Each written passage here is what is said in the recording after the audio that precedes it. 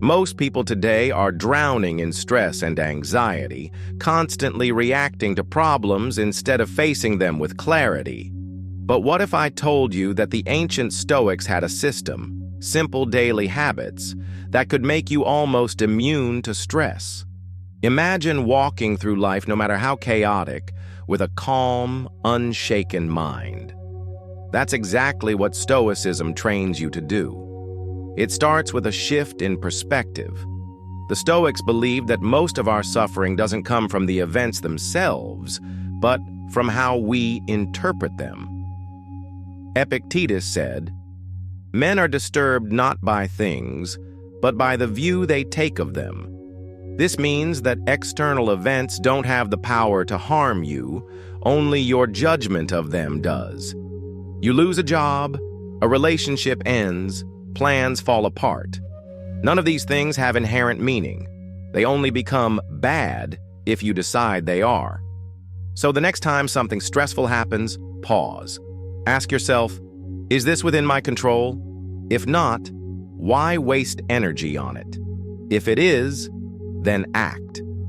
This is one of the most powerful stress management techniques in Stoicism.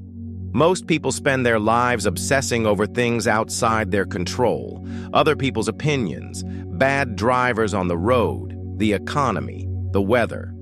But the Stoics trained themselves to focus only on what they could influence: their thoughts, their actions, their mindset. Another powerful Stoic habit is negative visualization. Every morning or night, take a moment to imagine the worst-case scenario, not to scare yourself, but to prepare. If you fear losing your job, imagine how you'd adapt. If you fear failure, picture it happening and see yourself surviving it. This takes the power away from fear.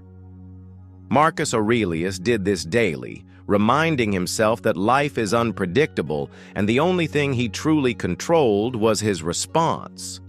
This practice also makes you more grateful. When you imagine losing the things you take for granted, your home, your loved ones, your health, you start appreciating them more.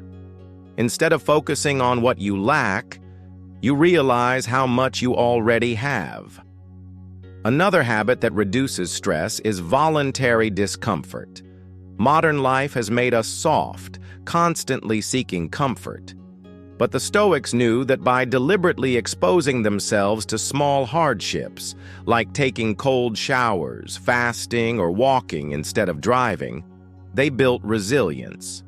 If you regularly push yourself outside your comfort zone, when real adversity comes, it won't feel like the end of the world. Seneca practiced this by living a few days as a poor man despite his wealth, proving to himself that he could survive anything.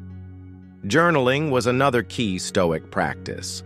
Marcus Aurelius's Meditations wasn't written for an audience. It was his personal journal, a place where he could reflect on his fears, mistakes, and lessons. When you put your thoughts on paper, you separate yourself from them. Suddenly, worries that felt overwhelming become just words. Problems that seemed massive shrink down to manageable steps. Try this. Each night, write down what stressed you out that day. Then, write how a Stoic would view it. Did you stress over something you can't control? Did you react emotionally when you didn't need to? Over time, this habit rewires your thinking. You start catching yourself before reacting. You develop a calmer, more rational mind. Then, there's the concept of amor fati, which means love your fate. Instead of resisting life's difficulties, accept them fully. The Stoics didn't just tolerate hardship, they embraced it as necessary for growth. Marcus Aurelius believed that obstacles weren't interruptions in life, they were life. When things don't go your way, instead of saying, "Why me?" try asking, "What can I learn from this?" This flips stress into an opportunity for strength.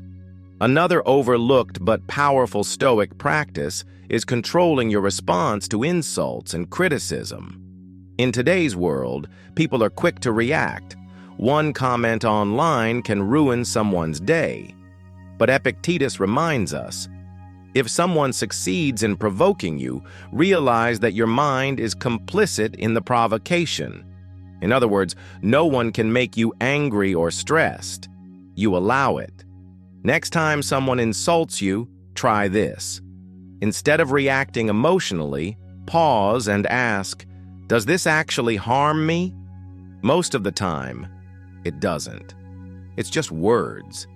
If someone calls you a fool, does that make you a fool? Only if you believe them. A Stoic hears an insult and shrugs. They don't let other people's words dictate their emotions. A key Stoic principle that can reduce stress instantly is memento mori, remembering death. Sounds dark, right? But it's actually freeing. The Stoics weren't obsessed with death, they used it as a reminder to live. Marcus Aurelius often reminded himself, you could leave life right now. Let that determine what you do and say and think. Next time you're stressing over something small, zoom out. Ask yourself, will this matter in a year? 5 years? When I'm on my deathbed? Usually the answer is no. Realizing how short life is makes you stop sweating the small stuff. Finally, practice gratitude. Not as a feel-good exercise, but as a daily discipline. The Stoics knew that the mind focuses on what it trains itself to see. If you constantly dwell on problems, life will feel heavy. But if you train yourself to notice what's going right, the fact that you can see, walk, breathe, learn, you naturally shift away from anxiety. Marcus Aurelius wrote, do not indulge in dreams of what you lack, rather reflect on what you have. This isn't just about being positive, it's about shifting your focus to reality. Every single day, there are more things going right than wrong, but we don't notice them. A simple habit? At the end of the day, list 3 things you're grateful for. Even on the worst days, there's always something. Anxiety isn't something you have to live with. It's something you train yourself out of. The Stoics didn't wait for peace to find them. They built it day by day, habit by habit. Start practicing these and watch how your stress fades. Not because life gets easier, but because you become stronger. If you found this video helpful, don't forget to subscribe for more Stoic wisdom. Let me know in the comments, what's one habit you're going to try? Thanks for watching, and I'll see you in the next one.